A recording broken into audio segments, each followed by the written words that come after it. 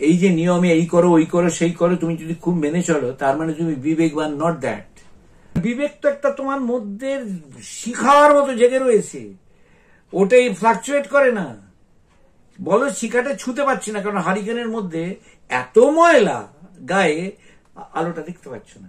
যে হৃদয় বৃত্তি বিবেকের আলোয় উদ্ভাসিত নয়, সে হৃদয় বৃত্তি হৃদয় বৃত্তি নয়, ওটা আসক্তি। কল্যাণমূলক জায়গাটা কার জন্য? আমার দলের লোকগুলোর জন্য না মানুষের জন্য? সঙ্গে সঙ্গে ধরা পড়ে যাবে। কখনো হতে পারে না, ওটা মনুষ্যত্বের চেতনা থেকে হতে পারে না। তো সোনার পাথর বাটি হয় না।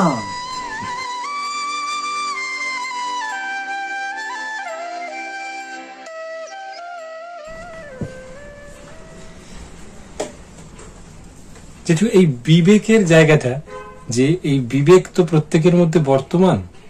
এবার এই বর্তমান যে বিবেক, সেটাকে চিনে তাকে গুরু হিসেবে বরণ করা, এটা তো একজন মানুষের জীবনে খুবই কঠিন কাজ। সে নিজের এই জায়গাটাকে চিনবে কি করে? দেখো, চিনবে কি করে ব্যাপারটা হিসেবে আইডিয়াল কেউ নেবে না। বলবো আমার চেনার দরকার নেই। আমার যদি কিছু জিনিসে পছন্দ হয়, মানুষ তো কাজ করতে গিয়ে ইচ্ছা অনিচ্ছার দ্বন্দ্বে তো ভুগছে। মানুষ ভুগছে বলবো না, দ্বন্দ্বে চালিত হচ্ছে। সব সময় ইচ্ছা অনিচ্ছার দ্বন্দ্বে চালিত হচ্ছে। সকাল উঠে আমার দাঁত মাজবোটা ইচ্ছা অনিচ্ছার দ্বন্দ্বে না, ওটা শরীর ভালো রাখার জন্য আমি করছি।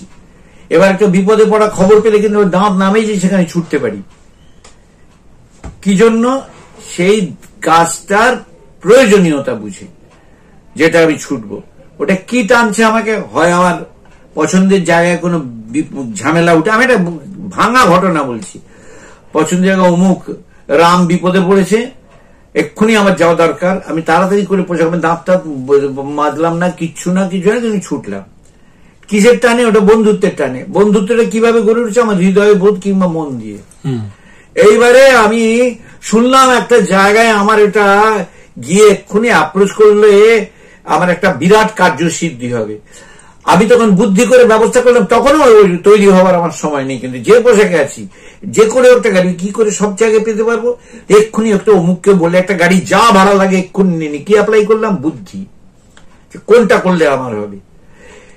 এবার আমার ক্ষেত্রে কি হচ্ছে, আমার অত্যন্ত প্রিয়জন নয়, কিন্তু আমার মনে হচ্ছে যে আবার তার সঙ্গে হাতে হাত মিলিয়ে কাজ করার দরকার।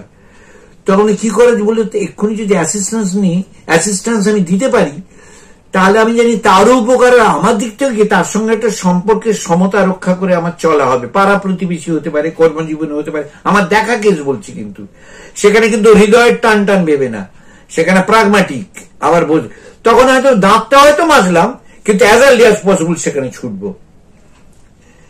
এবার এর এই যে তিনটে বললে, একটাকে আমি বললাম বুদ্ধির প্রয়োগে, একটা মনের প্রয়োগে, একটা প্রাণের টানে। হৃদয়ের ক্ষেত্র আমার ভালোবাসার জন কিংবা কিছু, তার একটা হয়েছে। আর কোনো কথা নেই, সে মা হতে পারে, বাবা হতে পারেন, চল চল চল একটা হাসপাতাল থেকে এক্ষুনি ডেকেছে, আর কোনো ব্যাপার নেই, ছুটতে চাই। এগুলোর মধ্যে বুদ্ধি আছে, মন আছে, হৃদয় আছে, সব আছে, বিবেক নেই। কিন্তু তার মানে বিবেক এটা ডরম্যান্ট জিনিস, যেগুলো এইগুলো লাগছে না। তাহলে বিবেক এমন একটা জিনিস যেগুলো এরকম প্রাত্যহিক দিকে আমার সবসময় লাগার ব্যাপার না। কখন লাগছে বিবেকে? আমি যে বিবেক বলে চিনবো কোন জায়গাটায়। একটা অফিসের নিয়ম আছে, এই নিয়মগুলোর বাইরে যেন কেউ না যায়। অ্যাটেন্ড করা বলি শুধু না, পেপার ওয়ার্কের নিয়মও আছে। এইবার সেটা করা, আমার কাজটাকে হাসিল করতে হলে এইভাবে করে নিলে আমার সুবিধা হতে পারে। নট ফর প্র্যাকটিক্যাল রিজন, আমার নিজের ব্যক্তিগত সুবিধে। একটা জায়গা আছে যেটা অন্য কেউ যেন না জানতে পারে আমি যেটা করছি। কাজটা হয়ে যাবে, কিন্তু কি প্রসেস করলাম কেউ যেন না জানতে পারে। টুকে পরীক্ষার মতো অনেকটা। এইবারে তাতে আমার কিন্তু কোনো অশান্তি নেই। যদি না কেউ বলে ধরা পড়লে কিন্তু খুব বাজে ব্যাপার হবে। তখন যেটা আসে সেটা হলো লজ্জা। ধরা পড়লে লজ্জা কিংবা ভৎসনা শুনতে হবে। এইবারে যদি আমার মধ্যে, আমি যত ইভলভ হচ্ছি, আমাকে এরকম রিস্কে যেতে হবে কেন? না, যেখানটায় যেটা আছে সেখানের সেই নিয়মটা মানা হিসেবে না, আমি আমাকে কেন ওরকম একটা জায়গায় যেতে দেবো যেটার জন্য আমার একটা অ্যাট রিস্ক থাকবে আমার পজিশনটা। আমি এটা লজ্জায় পড়তে পারি, কি হতে সেটা কি লজ্জায় পড়বো বলে? কেন আমি করবো কেন? এই হলো বিবেক। তার মধ্যে বাট সেটা কিন্তু বুদ্ধি না, সেটা কিন্তু মন না, সেটা হৃদয় না। একটা আসপেক্ট আছে, সবার খোলে না, এত অন্য বড় জিনিসে চাপা হয়ে থাকে, ওটা সবার মধ্যে জাগে না। যার জাগছে বুঝতে হবে তার বিবেকের ব্যাপারটা। তার মানে অন্যের বিবেক নেই তা না। বিবেকটা এই টেবিলে এতগুলো বই, তুমি এই বইগুলোর তলায় যে কাঁচটা পুরো দেখতেই পাবে না যতক্ষণ এগুলোকে নামাবে। তুমি দেখতে পাচ্ছ একটু একটু, তাই তুমি আন্দাজ করে নিচ্ছ যে সবটার তলায় এই কাজটা আছে। ঠিক তেমন তুমি ক্ষেত্র বিশেষে বিবেকের জায়গা দিয়ে বুঝবে আসলে সবটা তলায় কিন্তু বিবেক সবসময় কাজ করছে। যখন যেই জিনিসটায় তোমার ম্যাচুরিটি, একটা শিশুর বিবেকের আসার ব্যাপার নেই, তোমার সেই ম্যাচুরিটিতে না একটা জিনিস আমাকে বাধা দিচ্ছে, এরকম আমার রোজ রোজ করা ঠিক না। যেটা বাধা দিচ্ছে সেটা নতুন করে গ্রো করে না, সেটা ফাঁক ফুঁকর দিয়ে হঠাৎ পুকুরে পানাগুলোকে সরালে হঠাৎ জল বেরিয়ে পড়ে, তার মানে ওটা ইনহেরেন্টলি আছে। এই তোমার বিবেকের স্পন্দন তুমি জানলে, তুমি যেই 5 জনের সঙ্গে তুমি আছো তারা বললে তোর আবার হলো কি, হঠাৎ কিরম হয়ে গেলি, না না কিছু না, আমি ভাই কাল অব্দি কি করেছি ভুলে যাও আমার। তার মানে তার মধ্যে বিবেক নামে জ্যেষ্ঠ পুত্র তখন মাথা তুলছে। তার একটা গভীর অর্থের জায়গা হলো যে বিবেক not subject to your cultivation. বিবেক নিজে দশান্তরে ভেতরে জেগে ওঠে। অর্থাৎ বিবেক 3 ডাইমেনশনালের মতো তোমার মধ্যে কাজ করছে যে এটা আমার ঠিক কি বেঠিক নিজের জায়গায় নির্ধারণ করছে, ওটা not subject to any code of conduct. আমার দিক থেকে আমি আমার প্রতি এটা অন্যায় করছি কিনা, আরেকটা হলো আমি অন্যের প্রতি অন্যায় করছি কিনা, আর আরেকটা হলো যে আমার প্রতিও না অন্যের প্রতি না সামগ্রিকভাবে কাজটা ঠিক হচ্ছে কিনা। একটা আমার প্রতিটাও একজনকে নিয়ে, অন্যের প্রতিটাও দ্বিতীয় জনকে নিয়ে। আর আমার অ্যাটিচিউডটা কিন্তু অন্যের প্রতিও না আমার প্রতিও না, অ্যাটিচিউডটা সামগ্রিক। কারণ ওইটা আমার তখন অমুকের জন্য আমি করেছি, বিবেক একটা আলাদা টুকরো তা না, আমার দৃষ্টিভঙ্গিটাই হয়ে যাবে তখন বিবেকের। তাই লাউৎজে বলছেন যে এই যে নিয়মে এই করো ওই করো সেই করো, তুমি যদি খুব মেনে চলো তার মানে তুমি বিবেকবান। Not that. তুমি যখন নর্মালি মনুষ্যত্ব নিয়ে কাজ করবে তখন তোমার বিবেক। উনি বিবেক শব্দটা বলেননি, যেটা বলেছেন ওটার নামই হলো বিবেক। ওটাকে ইংরেজি করলে কনসেন্সি বলতে হবে, আর নইলে বলতে হবে তুমি স্বতঃস্ফূর্ত ভাবে তোমার যেদিকে টেনে নিয়ে যাচ্ছে ওয়াটার কোর্স, ওই ওয়াটার কোর্স ওইটাই তোমার বিবেকের পথ। আমার যে চলাটা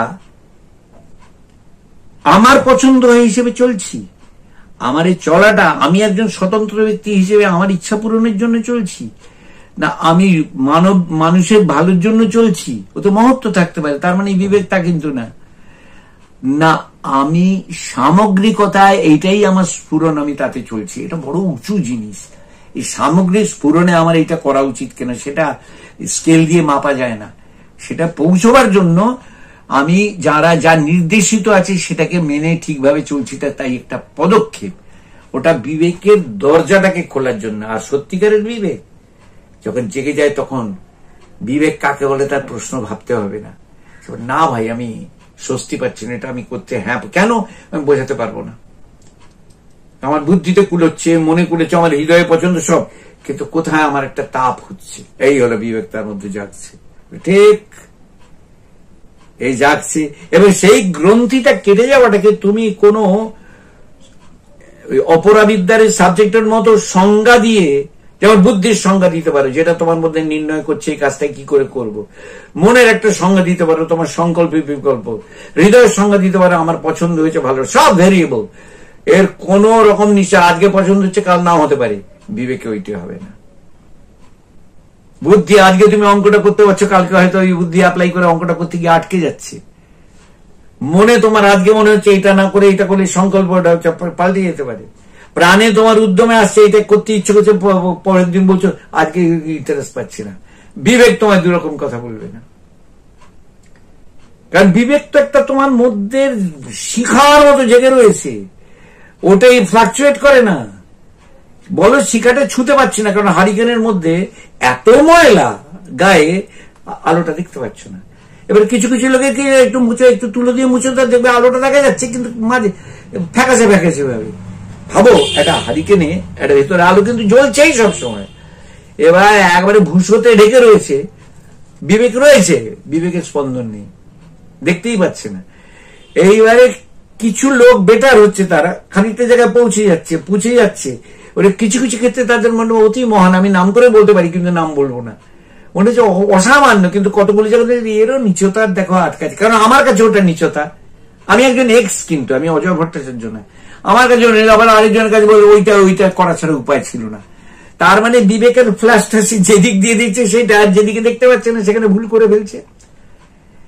এরও পরে খুব সাত্বিক দশায় কি হচ্ছে, পুরো বিবেকটা দেখছে কিন্তু কাঁচের ওইটা ঢাকায়, মানে সেখানে অহংসাতন্ত্রের জায়গাটা রেখে আমার বিবেকের প্রয়োগটা, আরে কাঁচটা ভেঙে গেল যখন, তখন আমি আলো ওইটায়, তখন আমি ওই তাপটা পর্যন্ত আমার মধ্যে আসে, তখন আমি বিবেকের ওই হলো গুরু, তার কাছে বিবেক গুরু হিসেবে ধরা দিল। তার আগে পর্যন্ত গুরুকে পাবো কি পাবো না করতে করতে আস্তে আস্তে খুলছে আমার কাছে, আর যখন ওটা পেলাম তখন আর সোজাই তাপ, আর ভাই কাজটা কি ভেঙেছে আর জিজ্ঞেস করেন, আমি তাপ অনুভব করছি তো। সেই জন্য এটাকে তুমি ডেফিনিশন করে ধরানো খুব কঠিন, কিন্তু বুঝলে খুব পরিষ্কার, এটা করিয়ে দেওয়া যায় না কাউকে। এই অহংস্বাতন্ত্র বোধ আই এম ডুয়ার সেন্সেই যারা কাজ করছেন, এমন মানুষদের মধ্যেও এমন তো ঘটে, ধরুন মানে তিনি তার যে ভিতরের যে বিবেকের, তার মনে হচ্ছে এইটি বিবেক বোধের সঠিক কাজ, কিন্তু সেইটি ঘৃণার একটা জায়গাকে, কাউকে ঘৃণা করছি, এটিও তো কারোর বিবেক থেকে অত্যন্ত প্রয়োজনীয় মনে হতে পারে না। এদের দেখো প্রতিশোধমূলক হবে ওটা, তাহলে ওটা কখনো কল্যাণমূলক হতে পারে না। মানে বিবেকের জায়গায় কোনো প্রতিশোধের কল্যাণমূলক হতে পারে না। তুমি যখন দণ্ড দিচ্ছ একজনকে, ওটা প্রতিশোধমূলক নয়। তুমি দণ্ড যখন দিচ্ছ তখন একটা না একটা পয়েন্টে কল্যাণমূলক জায়গা থেকে, এবার তুমি এক্ষুনি বলতে পারো, তুমি তোমার সূক্ষ্ম বুদ্ধির জায়গা থেকে বলতে পারো যে ওই লোকটাও কল্যাণমূলক জায়গা থেকে যদি ভাবে, কল্যাণমূলক জায়গাটা কার জন্য, আমার দলের লোকগুলোর জন্য না মানুষের জন্য, সঙ্গে সঙ্গে ধরা পড়ে যাবে না আমার দলের লোকগুলোর জন্য, মানুষের জন্য জায়গাটা করতে হবে। এই বিভিন্ন দল মত সম্প্রদায়ের মানুষেরা যখন হিংসাত্মক কাজে লিপ্ত হন, তখন তারা তো ওটা, এবং তখন দলীয় নীতিতে দলীয় আদেশে তারা, কিন্তু তাদের ভেতরে যেটা থাকে যে আমরা এইটি সঠিক কাজ, এইভাবেই, সেটা কিন্তু দলীয় নির্ভরে, দলীয় চেতনা, সম্প্রদায়ের যে ধারণায় দলীয় চেতনা থেকে, কখনো হতে পারে ওটা মনুষ্যত্বের চেতনা থেকে হতে পারে না। তো সোনার পাথর বাটি হয় না, হতে পারে না, যদি হয়, যদি প্রশ্ন নেই। এটা আমি মনুষ্যত্বের বোধে বলি, আর এদিকে আমি দলের সাথে লোকের ক্ষতি করব, হতেই পারে না। কারণ আমার কাছে সবসময় মনুষ্যত্বের উপরে না কিচ্ছু নাই। মনুষ্যত্বে তাই মুমুক্ষুত্বে ঠিক নিতে পারে তোমাকে। মনুষ্যত্বং মুমুক্ষুত্বং মহাপুরুষের সংশ্রয়, শঙ্করাচার্য এমনি বলেননি। ওখানে অনেক পণ্ডিত ব্যবহার, মনুষ্যত্ব মানে মনুষ্য জন্ম। আরে মনুষ্য জন্ম তো হয়েছে বলেই আমি কথাটা শুনছি, তাহলে ওই ক্লজটা আমাকে দেবে কেন? বলে 3টে লাগবে, 3টে যদি হয় তবে। আরে মনুষ্য বলে ওরা 3টে ছাড়া কি বাঁদরত্ব যদি হয়, আরে সে তো এই বাণীটা শুনছে না। তার মানে মনুষ্যত্ব মানে ওটা মনুষ্য জন্ম নয়, রয়েছে বলে আমি শুনছি মনুষ্যত্ব বোধের জায়গা। হ্যাঁ, মননশীলতার জায়গা থেকে যে এগিয়েছে, এবং সেই মননশীলতার জায়গায় সেই কিসের দ্বারা এবার চালিত? বিবেকের দ্বারা। এই বিবেক এলে আমাদের কল্যাণকামিতার জন্য, এইটাও তার আগে পর্যন্ত আমি অ্যাম্বিশাস।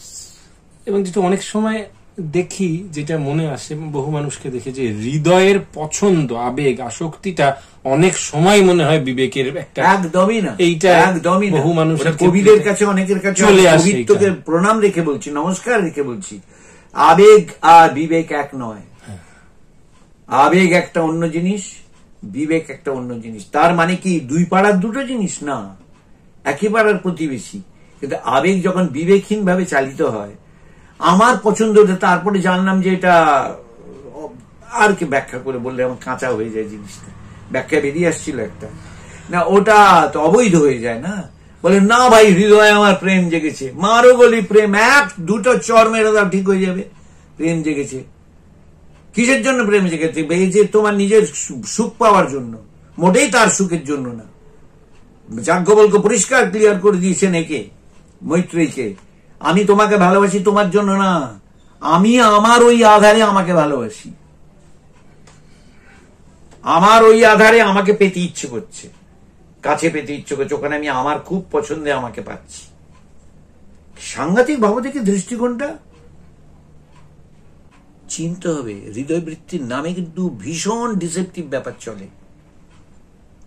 হৃদয় তো সস্তা মার্কার জিনিস না। যে হৃদয়বৃত্তি বিবেকের আলোয় উদ্ভাসিত নয় সে হৃদয়বৃত্তি নয়, ওটা আসক্তি। যে মনোবৃত্তি বিবেকের দ্বারা চালিত নয় সে মনোবৃত্তি উদারতা আসতেই পারে না। সেখানে মনোবৃত্তি হলো আহরণ করবার জন্য আমার সুবিধা প্রাপ্তির চেষ্টা, ওখানে উদার ভাবটা পর্যন্ত আহরণের জন্য আমার ইনভেস্টমেন্ট। যে বুদ্ধি আমার কাছে বিবেকের দ্বারা চালিত সে মনের একটা কৃতদাস মাত্র। মনের ইচ্ছা পূরণে সে সবসময় হ্যাঁ স্যার না স্যার ইয়েস স্যার করে। বুদ্ধি তো একটা স্লেভ, বুদ্ধিকে মন যা চাইবে তাই করতে। বুদ্ধি কি করে কখনো বলবে যদি না বিবেকের তাপ তার মধ্যে থাকে যে আমি এটা করছি আমি করবো না। বুদ্ধি তো সঙ্গে সঙ্গে সেদিকে চলে যায়। যে প্রাণ বিবেকের দ্বারা চালিত সে প্রাণ মনের ইচ্ছে হলে যে ভোগ করতে যায় সেটার পেছনে ঢেলে দেয়, তারপরে করে হাঁপায়। যে ইন্দ্রিয়র ভোগেই বলো সুন্দরভাবে মানে পছন্দ মতো বলছি না, সুন্দরভাবে মানে বলছি যে একবারে হোলিস্টিক্যালি কল্যাণময় দৃষ্টিতে যে ক্রিয়াশীলতা অপরাজেয়, ও কেউ ডিঙোতে পারে না। এবার কথাটা হলো তুমি একটা 9 বছরের ছেলেকে একে আমি বুঝিয়ে ছাড়বো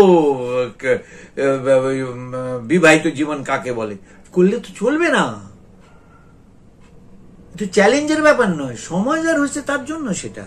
এবার বলবে সময় হয়েছে বলে এত লোক খারাপ জায়গায় থাকবে, বলে ভাই তুমি তোমার জায়গা থেকে হচ্ছে করো, তাহলে তুমি হয়ে যাও একটা রামমোহন বিবেকানন্দ।